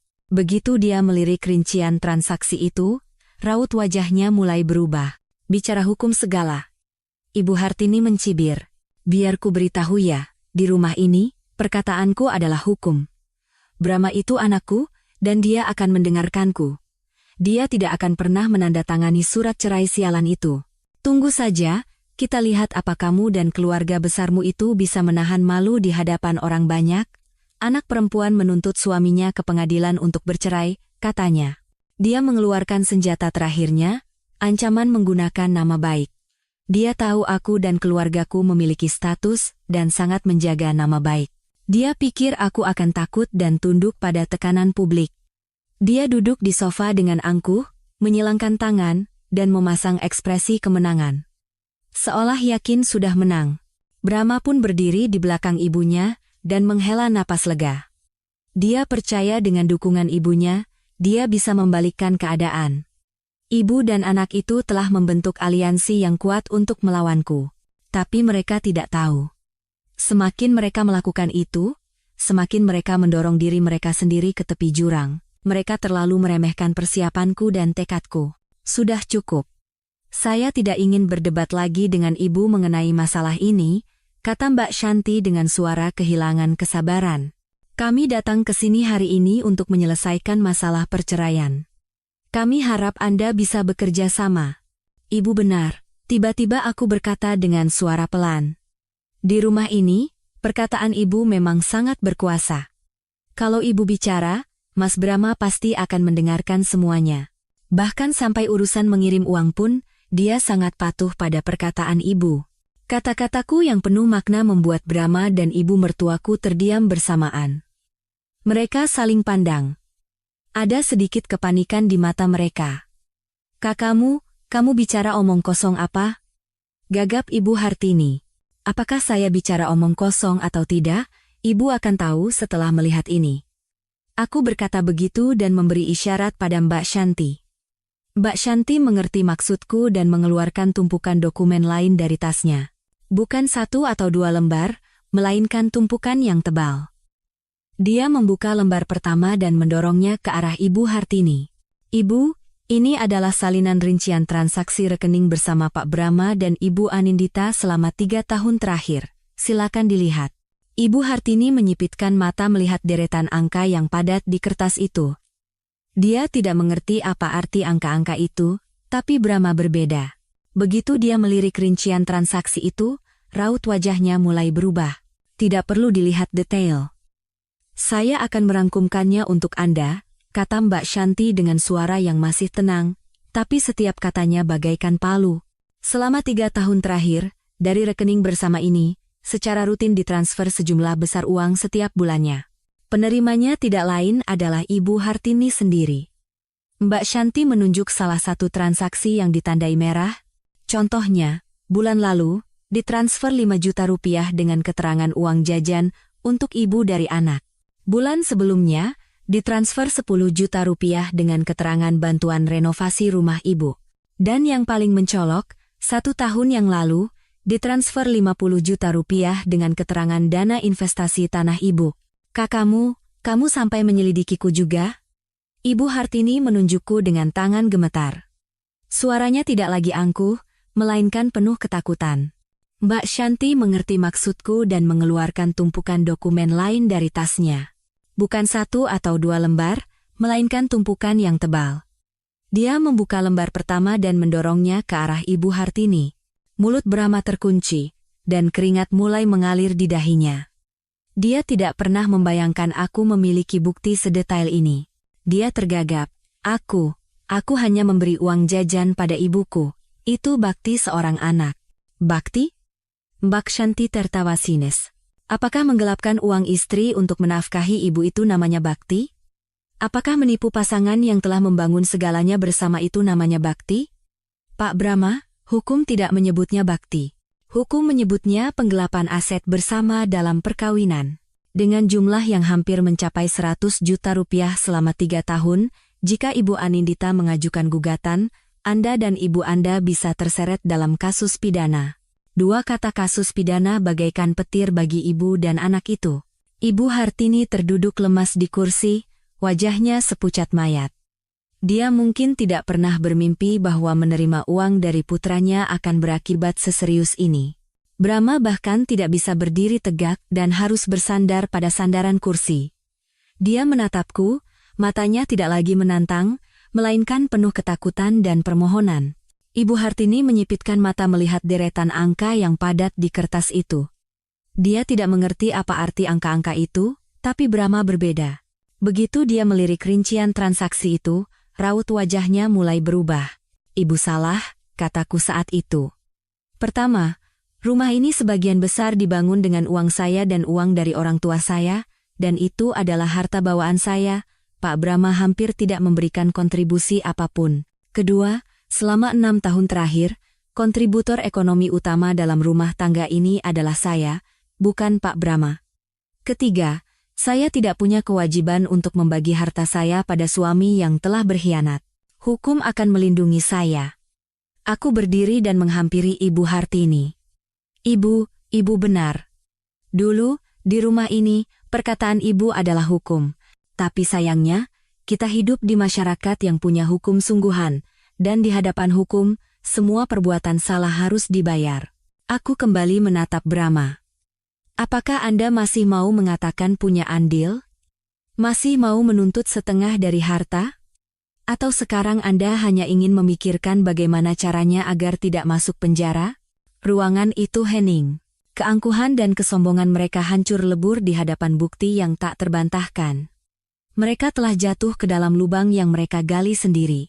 Sandiwara yang mereka ciptakan untuk mengancamku pada akhirnya menjadi bukti yang menuntut kejahatan mereka sendiri. Aku tahu ini belum berakhir. Aku masih punya kartu as terakhir. Kartu as yang akan benar-benar menghancurkan sisa-sisa harga diri pria bernama Brahma Wijaya. Bukti penggelapan aset memberikan pukulan telak bagi Brahma dan ibunya. Mereka yang tadinya memegang kendali dan bertindak sebagai hakim, kini jatuh menjadi terdakwa yang menunggu putusan. Ibu Hartini tidak lagi berani bersuara keras, hanya duduk meringkuk di kursi sambil sesekali menatap Mbak Santi dengan takut. Brahma berdiri seperti patung, keringat mengucur deras. Dia tahu dia sudah terpojok, tidak ada lagi jalan untuk mundur. Namun, di lubuk jiwa pria itu, sepertinya masih tersisa benteng terakhir bernama harga diri, kekeras kepalaan terakhir. Dia mengangkat kepalanya menatapku, suaranya serak bercampur nada menantang. Baiklah. Soal uang, aku mengaku salah. Aku akan bertanggung jawab. Tapi Anindita, jangan pikir aku ini hanya numpang hidup sepenuhnya. Posisi manajer pemasaran yang kumiliki sekarang, murni kudapatkan dengan kemampuanku, tidak ada hubungannya denganmu. Dia mengucapkan kata-kata itu seolah berpegang pada kebanggaan terakhirnya. Gagal dalam pernikahan, mengkhianati istri dengan keji, tapi setidaknya dia ingin membuktikan bahwa dia adalah pria yang sukses dalam pekerjaan, pria yang memiliki nilai sejati. Mendengar itu, aku bukannya marah, malah merasa kasihan. Dia masih saja menipu dirinya sendiri. Dulu aku pernah mencoba melindungi harga dirinya yang rapuh itu. Aku menjaga rahasia selama bertahun-tahun karena tidak ingin dia terluka, tidak ingin dia merasa lebih rendah dari istrinya. Tapi hari ini, setelah dia menginjak-injak segalanya dan tidak lagi pantas mendapatkan penghormatan apapun, rahasia itu tidak lagi punya alasan untuk ada. Kemampuanmu? Tanyaku dengan sedikit sindiran. Pak Brahma, apa Anda benar-benar berpikir mendapatkan posisi itu dengan kemampuan Anda? Brahma mengerutkan kening, harga dirinya terusik. Maksudmu apa? Memangnya bukan? Aku bekerja keras, aku mendapatkan banyak kontrak untuk perusahaan. Itu fakta yang diakui semua orang. Benar, Anda bekerja keras. Aku mengangguk. Tapi pernahkah Anda bertanya-tanya, kenapa klien-klien besar itu begitu mudah menandatangani kontrak dengan Anda? Kenapa direktur yang terkenal sangat sulit itu begitu menyukai Anda dan menaikkan jabatan Anda menjadi manajer begitu cepat? Padahal saat itu Anda hanyalah staf biasa yang belum banyak pengalaman. Pertanyaanku membuat Brahma terdiam. Mungkin dia pernah punya pertanyaan serupa, tapi mengabaikannya karena kesombongannya. Dia selalu berpikir itu karena dia kompeten dan pandai berbisnis. Itu karena... Aku berhenti sejenak, menatap matanya lurus-lurus, lalu mengungkap kebenaran yang kejam. Karena ayah saya, Pak Suryo Wijoyo dari Suryo Group, adalah pemegang saham terbesar yang 3 tahun lalu menginvestasikan 25 miliar rupiah untuk menyelamatkan perusahaan Anda saat diambang kebangkrutan. Ruangan itu kembali hening. Tapi keheningan kali ini lebih berat dan menakutkan. Ibu Hartini ternganga, matanya membelalak menatapku dengan ekspresi tidak percaya. Brahma membatu. Wajahnya pucat pasi, bibirnya bergerak tapi tidak ada suara yang keluar. Bohong. Bisiknya tanpa tenaga, seperti orang sekarat. Bohong? Untuk apa saya berbohong? Mbak Shanti maju saat itu. Dia mengeluarkan surat perjanjian investasi dengan stempel merah Suryo Group dan dokumen bertanda tangan ayahku dari tumpukan berkas. Pak Brahma, silakan diperiksa. 3 tahun lalu, perusahaan media tempat Anda bekerja sedang dalam krisis keuangan parah dan diambang pembubaran. Saat itu, Pak Suryo Wijoyo, karena tidak ingin menantunya kehilangan pekerjaan dan demi menjaga harga diri Anda, diam-diam memberikan bantuan. Beliau tidak hanya menginvestasikan dana besar, tapi juga meminta jajaran direksi perusahaan untuk memberikan kondisi terbaik agar Anda bisa berkembang.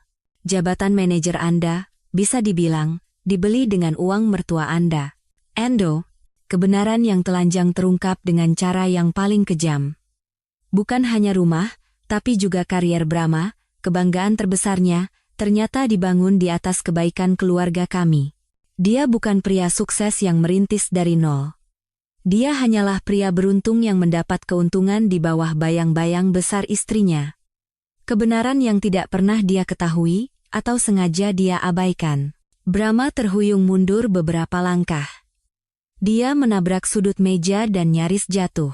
Dia menatapku, Matanya tidak lagi menantang atau memohon, melainkan kosong menakutkan.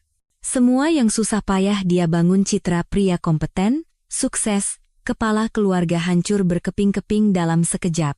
Harga diri sebagai laki-laki yang selalu coba dia pertahankan, kini telah kuhancurkan menjadi debu, tidak ada lagi yang tersisa untuknya, cinta, karier, harga diri. Dia hanyalah cangkang kosong, pecundang yang gagal total dalam sandiwara ciptaannya sendiri. Kenapa kamu tidak pernah memberitahuku? Bisiknya dengan suara pecah.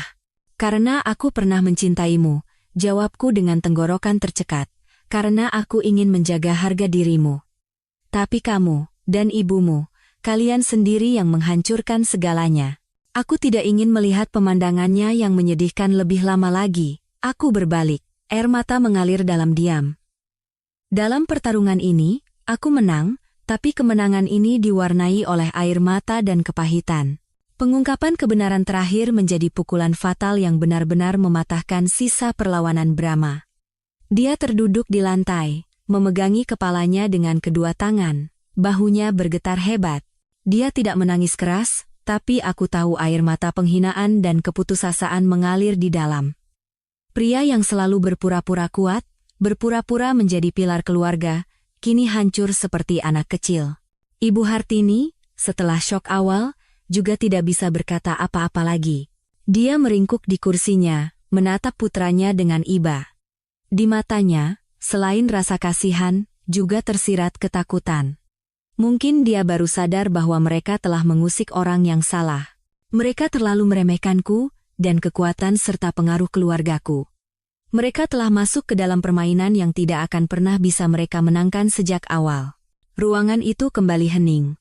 Hanya isak tangis Brahma yang terdengar. Aku dan Mbak Shanti berdiri tanpa kata, memberinya waktu untuk menghadapi kehancurannya. Beberapa saat kemudian, seolah baru bisa menguasai diri, Brahma mengangkat kepalanya. Dia tidak menatapku, melainkan menatap ke ruang hampa.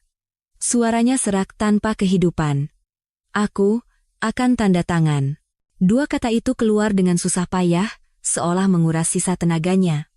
Tanpa berkata apa-apa, Mbak Shanti mendorong surat kesepakatan cerai dan pulpen ke arahnya. Brahma terhuyung berdiri dan menghampiri meja. Dengan tangan gemetar, dia memegang pulpen. Dia menatap dokumen itu cukup lama, lalu tanpa ragu menandatangani namanya. Tanda tangan yang miring dan berantakan, tidak seperti tulisan tangannya yang biasanya kuat dan percaya diri. Setelah selesai, dia mendorong dokumen itu ke arahku, dan tanpa kata berbalik menuju tangga. Dia tidak lagi bicara. Tidak ada permintaan maaf, tidak ada permohonan. Mungkin dia sudah tidak punya muka lagi untuk bicara. Melihat putranya pergi, Ibu Hartini pun bergegas bangkit dan mengikutinya. Sebelum pergi, dia menoleh ke arahku, tatapan yang rumit, campuran antara benci, takut, dan sedikit penyesalan. Tapi semuanya sudah terlambat. Tunggu sebentar. Panggilku menghentikan mereka. Brahma dan ibu mertuaku berhenti di depan tangga. Aku menghampiri meja dan mengambil satu salinan surat kesepakatan cerai yang sudah ditandatangani oleh kami berdua. Ini untuk Anda, Pak Brahma, aku menyerahkan dokumen itu padanya. Sesuai kesepakatan, Anda dan ibu Anda punya waktu 24 jam untuk mengemasi barang-barang pribadi dan keluar dari rumah ini. Setelah 24 jam, semua kunci akan diganti. Semua barang yang tertinggal di rumah akan dianggap sebagai barang yang dibuang. Brahma menerima dokumen dari tanganku tanpa kata. Dan satu lagi, aku menatap matanya lurus-lurus. Aku akan memberimu satu jalan keluar. Aku tidak akan menuntutmu atas tuduhan penggelapan aset, dan aku juga tidak akan bicara tentang kebenaran di balik posisi manajermu di perusahaan. Anggap saja ini sebagai kebaikan terakhirku untuk pernikahan kita selama 6 tahun, tapi ada syaratnya. Syarat apa? Bisik Brahma. Mulai sekarang, Anda dan keluarga Anda jangan pernah muncul lagi di hadapanku. Jangan pernah mengganggu hidupku lagi. Kalau tidak, semua bukti ini tidak akan hanya tersimpan di tas pengacaraku. Kata-kataku adalah sebuah peringatan, sekaligus penyelamatan untuknya. Aku tidak ingin mendorongnya ke jalan buntu. Aku hanya ingin mengakhiri segalanya dengan tegas. Brahma mengangguk berat. Baik. Setelah berkata begitu, dia dan ibunya berjalan gontai ke lantai atas. Aku menatap punggung mereka. Perasaan hampa menyergapku, pertarungan telah usai, dan aku menang. Tapi kenapa aku tidak merasa senang sedikit pun? Mbak Santi mendekat dan meletakkan tangan di bahuku. Semuanya akan baik-baik saja, Dita. Kamu sangat berani. Aku menatapnya dan memaksakan senyum. Terima kasih, Mbak. Tanpa Mbak, aku benar-benar tidak tahu harus berbuat apa. Tidak perlu sungkan sesama teman.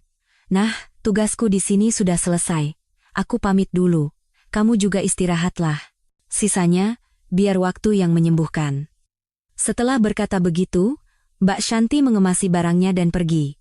Kini aku sendirian di rumah yang luas ini. Aku terduduk di sofa. Tubuh dan pikiranku sama-sama lelah. Segalanya terjadi begitu cepat dan kacau, seperti badai yang baru saja berlalu. Apakah aku sudah melakukan hal yang benar? Tanyaku pada diri sendiri. Mungkin aku terlalu kejam. Tapi kemudian, bayangan Brahma yang melamar Maya, bayangan ibu mertuaku yang memakiku, dan rencana mereka untuk merebut hartaku, kembali muncul. Tidak, aku tidak salah. Aku hanya membela diriku. Aku hanya mengambil kembali apa yang menjadi milikku. Mereka sendiri yang menabur angin, jadi wajar jika mereka menuai badai. Aku duduk cukup lama, lalu bangkit dan memandangi seisi rumah. Rumah ini pernah menjadi kebanggaan dan tempat berlindungku. Kini, ia hanyalah ruang dingin yang penuh dengan kenangan menyakitkan. Aku tahu, aku pun tidak akan tinggal lama di sini. Aku harus pergi. Memulai awal yang baru, di tempat yang tidak akan mengingatkanku pada luka lama. Putusan akhir tidak dijatuhkan oleh pengadilan, melainkan oleh perbuatan mereka sendiri. Dan putusan itu tidak hanya dijatuhkan pada mereka, tapi juga pada pernikahan kami yang telah mati. Setelah pintu kamar atas dibanting dan suara tangisan Ibu Hartini serta punggung Brahma yang kalah lenyap, rumah yang luas itu diselimuti keheningan yang berat dan mencekam. Aku masih berdiri di tengah ruang tamu yang berantakan. Ruang romantis yang disiapkan Brahma kini hanyalah panggung tragedi yang dingin. Lilin-lilin hampir habis terbakar, meninggalkan bekas lelehan di atas meja seperti air mata kering. Campuran aroma mawar, anggur, dan parfum wanita menciptakan bau yang menyesakkan dan tak terlupakan. Badai sepertinya telah berlalu, tetapi dampaknya masih terasa di udara. Aku tidak lagi merasakan amarah atau sakit. Gelombang emosi telah surut, menyisakan kehampaan tak berujung di dalam diriku. Tubuh dan pikiranku sama-sama lelah. Mbak Santi telah pergi, tapi sebelum itu dia menggenggam tanganku erat dan berpesan, "Sekaranglah saatnya kamu harus menjadi yang paling kuat, jangan tunjukkan kelemahan apapun pada mereka." Aku mengerti, sampai mereka benar-benar lenyap dari hidupku, pertarungan ini belum usai. Dengan langkah gontai, aku berkeliling rumah. Rumah ini pernah menjadi kebanggaan dan tempat perlindungan di mana aku mencurahkan seluruh gairahku. Kini, setiap sudutnya terasa seperti silet kenangan yang mengiris hati. Aku terduduk di sofa, merasa seperti orang asing di rumahku sendiri. Malam itu adalah malam terpanjang dalam hidupku. Aku tidak lagi tidur di kamar kami. Aku masuk ke ruang kerja, mengunci pintu, dan merebahkan diri di kursi malas. Aku tidak bisa tidur. Sayup-sayup terdengar suara dari lantai atas. Isak tangis Ibu Hartini, dan sesekali suara kesal Brahma yang menyertainya. "Sudah, Mah, diam. Menangis juga tidak akan menyelesaikan apa-apa." Lalu suara bisik-bisik lagi. Mungkin mereka sedang berdiskusi, mencoba mencari jalan keluar dari kejatuhan mereka. Tapi aku tidak lagi peduli. Semua intrik dan rencana mereka kini sia-sia. Aku berbaring menatap langit-langit, pikiranku dipenuhi ribuan pemikiran. Apakah aku sudah melakukan hal yang benar? Apakah terlalu kejam membongkar semuanya tanpa ampun? Tapi bayangan Brahma berlutut melamar Maya, cemoohannya padaku, dan rencana penggelapan aset mereka berdua, muncul dengan jelas. Tidak, aku tidak salah. Aku hanya membela diriku. Kesabaran dan toleransi hanya diberikan pada orang yang pantas. Bagi mereka yang menyimpan niat jahat, toleransi hanyalah bentuk lain dari kebodohan. Aku berbaring seperti itu sampai fajar menyingsing. Keesokan paginya, aku bangun lebih awal. Aku mandi, berganti pakaian santai, dan turun ke dapur untuk membuat secangkir kopi kental. Rumah masih sunyi. Mungkin mereka kelelahan setelah tersiksa semalaman dan akhirnya tertidur. Aku tidak menyiapkan sarapan untuk mereka. Aku tidak lagi punya kewajiban itu. Aku duduk di meja makan, menyeruput kopi dalam diam, dan menunggu. Sekitar pukul 9 pagi, Brahma turun dari lantai atas. Dia seperti mayat hidup. Matanya cekung, janggutnya tidak dicukur, dan pakaiannya kusut. Dia tidak menatapku, hanya berjalan diam ke dapur, menenggak segelas air, lalu kembali ke atas.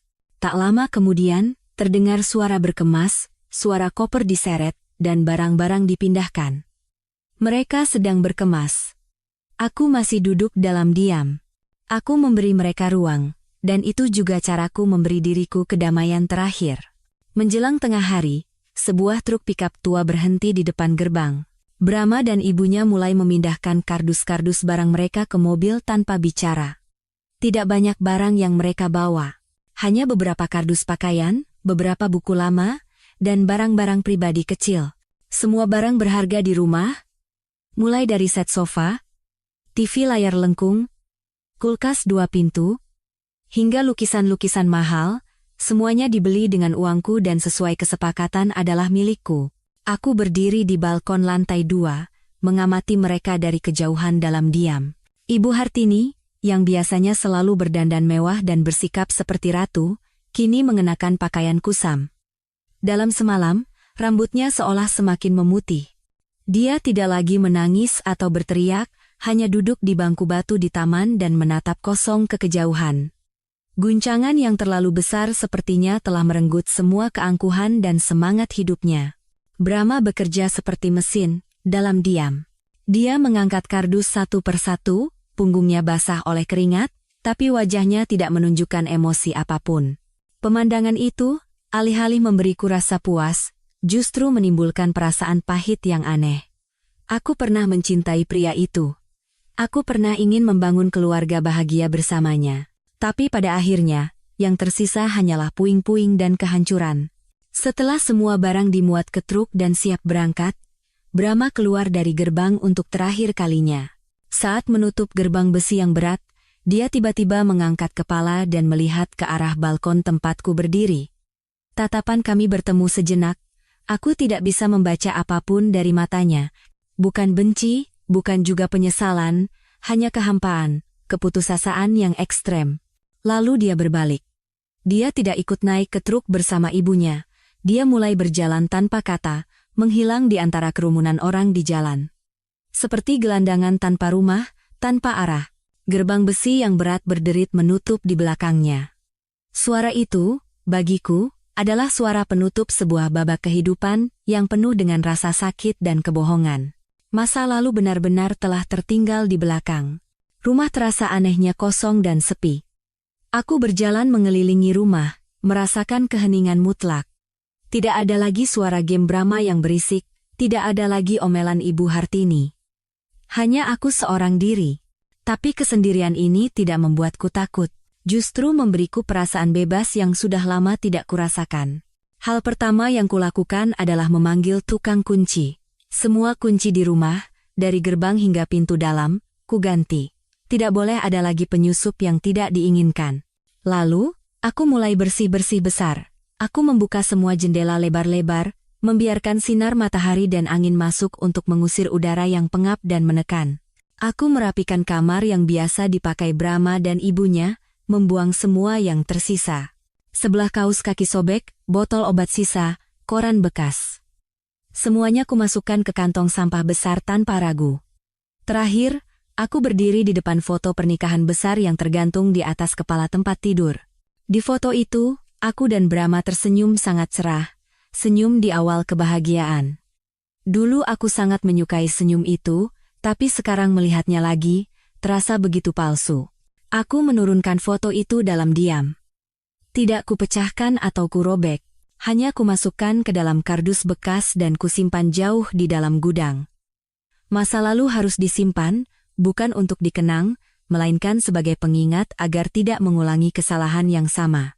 Beberapa hari berikutnya, aku menjalani hidup untuk diriku sendiri. Aku menelepon orang tuaku, mengatakan semuanya baik-baik saja. Ayah terdiam cukup lama, lalu terdengar helaan napas di seberang telepon. Pulanglah sekarang, nak. Ayah dan ibu selalu menunggumu di sini. Suara ayahku penuh dengan rasa iba, tapi juga sangat lembut. Aku tahu keluarga adalah pelabuhan yang paling damai, tapi aku tidak langsung kembali. Aku butuh waktu untuk menghadapi diriku sendiri, untuk menyembuhkan lukaku. Aku mulai meluangkan waktu untuk diriku sendiri. Melakukan hal-hal yang terlewatkan selama 6 tahun terakhir.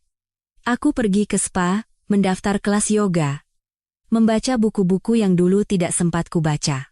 Bertemu dan minum kopi dengan teman-teman lama yang hampir putus kontak karena pernikahan. Teman-temanku terkejut mendengar ceritaku, tapi kemudian mereka memberiku pelukan hangat dan semangat yang tulus.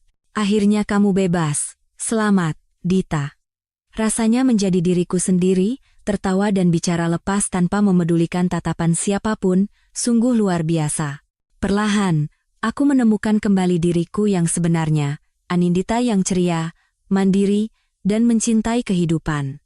Suatu sore, saat sedang membaca buku di sebuah kafe yang tenang, aku mendapat telepon dari Mbak Shanti. Dita, ada kabar tentang si Brahma itu. Mau dengar? Ada apa, Mbak? Tanyaku dengan suara yang benar-benar tenang. Sepertinya perusahaannya akhirnya tahu kalau ayahmu adalah pemegang saham terbesar. Ditambah lagi dengan skandalnya, direkturnya langsung menelepon ayahmu untuk minta maaf dan konfirmasi, hasilnya, dia dipecat. Alasannya pelanggaran etika kerja dan merusak citra perusahaan. End of? Oh, begitu. Aku tidak merasa senang atau puas sama sekali. Hanya rasa pahit yang samar. Dia telah menghancurkan masa depannya sendiri. Katanya sekarang dia keliling cari kerja, tapi karena gosipnya sudah menyebar, tidak ada yang mau menerimanya. Dia dan ibunya sekarang tinggal di kontrakan sempit di pinggiran Jakarta. Ibu mertuamu kabarnya sakit karena syok dan hanya bisa berbaring terus. Hidup mereka pasti tidak mudah. Mendengar itu, aku tidak tahu harus merasakan apa. Dendam telah hilang, yang tersisa hanya rasa iba dari kejauhan. Siapa menabur, dia yang menuai. Itulah hukum kehidupan yang tidak bisa dihindari siapapun. Aku memutuskan untuk menjual rumah ini. Terlalu besar untukku sendiri, dan yang terpenting, terlalu banyak kenangan sedih. Aku ingin memulai awal yang benar-benar baru di tempat yang tidak akan mengingatkanku pada luka lama. Dengan uang hasil penjualan rumah dan tabunganku, aku membeli sebuah penthouse indah di pusat kota dengan pemandangan seluruh Jakarta. Aku mendesain ulang seluruh interiornya, menjadikannya ruang yang modern dan elegan yang mencerminkan kepribadianku. Suatu malam, setelah pindah ke rumah baru, aku berdiri di balkon yang berangin sepoi-sepoi, memegang segelas anggur merah, dan menikmati pemandangan malam kota yang berkilauan. Kedamaian dan kebebasan memenuhi dadaku. Telepon dari ayahku masuk. Nah, akhir pekan ini ada waktu? Pulanglah, makan bersama ayah dan ibu. Teman ayah, Pak Irawan, dan putranya juga akan datang. Namanya Rian Santoso, seorang arsitek muda yang sangat berbakat, baru pulang studi dari Prancis. Ayah pikir kalau kalian bertemu, mungkin bisa bekerja sama dalam pekerjaan. Aku tersenyum. Aku tahu maksud ayahku. Dia selalu mengkhawatirkan kebahagiaanku. Dulu, aku mungkin akan menolak, tapi sekarang berbeda. Baik, ya. Akhir pekan aku pulang. Pintu masa lalu telah tertutup. Pintu baru yang penuh dengan kesempatan dan orang-orang baru sedang terbuka. Aku tidak tahu apa yang akan terjadi di masa depan, tapi aku tahu aku siap untuk menerima segalanya. 6 bulan berlalu sekejap mata. Musim dingin yang dingin di Jakarta telah berlalu, dan sinar matahari musim semi yang hangat mulai bersinar. Hidupku, seperti musim, telah berubah total. Aku telah melepaskan cangkang masa lalu yang gelap dan berat, dan mengenakan pakaian baru yang cerah dan penuh kehidupan. Penthouse di puncak gedung pencakar langit di pusat kota telah menjadi tempat berlindungku yang sesungguhnya, pelabuhan damai yang kuimpikan. Setiap pagi, hal pertama yang kulakukan adalah membuka tirai dan membiarkan sinar matahari pagi memenuhi ruangan. Menatap kota yang perlahan bangun dari ketinggian, perasaan menjadi tuan atas hidupku sendiri, menghirup udara bebas di ruang yang kuciptakan sendiri, sungguh manis. Aku tidak lagi kesepian di rumahku sendiri. Justru, aku menikmati saat-saat sendirian, mendengarkan suara terdalam dari batinku. Keheningan bukan lagi kekosongan yang menakutkan, melainkan musik latar yang lembut untuk kehidupan baru yang menarik. Setelah dengan tegas mengakhiri pernikahan beracun itu, aku memutuskan untuk tidak kembali ke masa lalu. Aku butuh awal yang benar-benar baru. Tempat di mana aku bisa mengepakkan sayap dengan bebas, tanpa terikat oleh kerangka atau jalan yang telah ditentukan. Aku mencurahkan semua gairah, pengalaman, dan koneksi yang telah kukumpulkan selama bertahun-tahun untuk mendirikan studio desain arsitekturku sendiri. Namanya, Anindita Desain Arsitektur. Berkat bakat yang sudah diakui dan sedikit keberuntungan, studioku dengan cepat mendapat perhatian di industri. Kontrak-kontrak besar dan proyek-proyek menantang datang silih berganti. Bukan karena perkenalan atau nama baik siapapun, melainkan murni karena kemampuan dan reputasi yang telah kubangun. Aku menjadi jauh lebih sibuk dari sebelumnya. Begadang di depan gambar desain kembali menjadi rutinitas, tetapi itu adalah kesibukan yang penuh gairah dan kegembiraan. Setiap kali sebuah proyek selesai, setiap kata pujian dari klien menjadi bata kokoh yang membangun kembali kepercayaan diri dan harga diri yang nyaris hilang. Aku menemukan kembali cintaku pada pekerjaan, cinta murni yang tidak ternoda oleh perhitungan atau pengorbanan sia-sia. Pertemuan dengan Rian Santoso, putra sahabat ayahku, membawa angin segar yang tak terduga dalam hidupku. Awalnya, aku hanya datang ke acara makan malam itu untuk menyenangkan orang tuaku, tanpa harapan apapun. Setelah pernikahan yang gagal, aku tidak berpikir hatiku bisa berdebar lagi, tapi Rian mengubah pikiranku. Dia berbeda dari Brahma. Tidak ada penampilan necis atau mulut manis. Darinya terpancar ketenangan seorang pria yang berpengalaman dan dalam. Dia baru saja kembali setelah bertahun-tahun belajar dan bekerja di Prancis, memiliki cara berpikir yang bebas dan jiwa seni. Pada pertemuan itu, kami tidak terlibat dalam obrolan basa-basi, melainkan berbicara sangat lama tentang arsitektur, seni, dan bangunan-bangunan terkenal di dunia. Kami menemukan kecocokan yang luar biasa dalam filosofi desain dan nilai-nilai kehidupan. Kami berdua menyukai hal-hal yang minimalis dan elegan, dan lebih menghargai nilai sejati daripada kemewahan luar. Percakapan itu secara alami mendekatkan kami. Kami mulai berkencan. Bukan kencan romantis di bawah cahaya lilin, melainkan menjelajahi gang-gang di Jakarta untuk mencari bangunan tua, atau duduk berdampingan di kafe buku membahas ide-ide desain baru. Rian menjadi temanku sekaligus rekan sejiwa. Dia tidak pernah bertanya tentang masa laluku, tidak pernah sekalipun penasaran tentang alasan perceraianku. Dia hanya diam di sampingku saat aku butuh bercerita, memberikan nasihat tulus, dan selalu menghormati semua keputusanku. Kelembutan dan kehangatannya perlahan mencairkan es di hatiku. Dia menunjukkan padaku bahwa di dunia ini masih ada pria baik, pria yang mencintai wanita karena jiwa, kecerdasan, dan dirinya sendiri. Sesekali, melalui teman-teman kami, aku tak sengaja mendengar kabar tentang Brahma. Setelah berpisah dariku, hidupnya terjerumus dalam pusaran kegagalan dan jalan buntu. Dipecat dan dengan reputasi buruk di industri, tidak ada yang mau menerimanya bekerja. Dia mencoba membuka usaha kecil, tapi karena sifatnya yang tidak tekun dan boros, semuanya cepat gagal. Tanpa pemasukan dan tanpa dukungan yang biasa dia dapatkan dariku, dia lari dari kenyataan dengan tenggelam dalam alkohol dan judi. Uang yang tersisa pun cepat habis. Ibu Hartini jatuh sakit parah karena guncangan yang terlalu besar. Brahma, yang kehabisan uang, mencoba menjual barang-barang berharga terakhirnya untuk mengobati ibunya, tapi pada akhirnya sia-sia. Ibunya meninggal dunia di sebuah kontrakan sempit, dalam kesepian dan kemiskinan, membawa serta penyesalan dan kepahitan. Kematian ibunya menjadi tetesan air terakhir yang mendorong Brahma ke jurang kehancuran total. Dia benar-benar menjadi gelandangan. Tanpa keluarga, pekerjaan, teman, atau masa depan. Dia berkeliaran tanpa tujuan, menjadi bayangan samar dari dirinya sendiri. Setiap kali mendengar kabar seperti itu, tidak ada rasa puas di hatiku. Masa lalu sudah terlalu jauh, dan jikapun ada dendam, itu telah hilang seiring waktu. Aku hanya merasakan iba dari kejauhan pada seorang manusia yang menghancurkan hidupnya sendiri karena keserakahan dan egoisme. Kisahnya menjadi pelajaran mahal bagiku tentang pilihan dan konsekuensinya. Hampir setahun setelah perceraian, pada suatu pagi hari Minggu yang cerah, aku sedang berjalan-jalan di Taman Suropati bersama Rian. Angin musim gugur yang sejuk berhembus, dan pemandangannya begitu damai. Kami berjalan bergandengan tangan tanpa kata, menatap air mancur yang tenang, hatiku pun terasa luar biasa damai. Dita, Rian tiba-tiba berhenti dan menghadapku. Dia memegang kedua tanganku dan menatap mataku dalam-dalam. Tatapannya tulus dan hangat, dengan sedikit ketegangan. Aku tahu kamu pernah mengalami banyak hal sulit di masa lalu. Aku tidak ingin membuka kembali luka itu.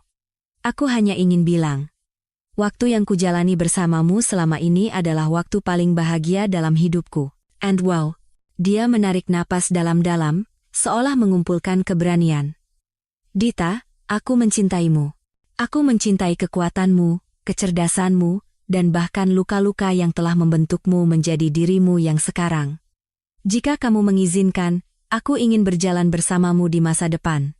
Aku ingin kita bersama-sama membangun kebahagiaan yang baru, yang benar-benar kokoh, yang dibangun di atas rasa saling menghormati, pengertian, dan berbagi. Maukah kamu menikah denganku? Pengakuannya tidak mewah atau megah. Tidak ada lilin dan bunga seperti pada malam yang menentukan itu. Sederhana, tulus, dan menyentuh lubuk hatiku yang terdalam. Aku menatapnya, pria yang datang diam-diam ke dalam hidupku, menungguku dengan sabar, dan menghangatkan kembali hatiku dengan kebaikannya. Air mata kembali mengalir dari mataku, tapi kali ini, air mata kebahagiaan dan haru. Tanpa kata, sebagai jawaban, aku mengangguk pelan. Rian tersenyum secerah matahari pagi, mengusir semua kegelapan yang tersisa di jiwaku. Dia dengan lembut menyeka air mata di pipiku, lalu membungkuk dan mendaratkan ciuman lembut di bibirku. Ciuman yang tidak mengandung nafsu atau keinginan untuk memiliki, melainkan hanya rasa menghargai dan cinta. Kami mulai berjalan bersama lagi, tapi kini, jalan di depan tidak lagi sepi. Kisahku mungkin berakhir di sini.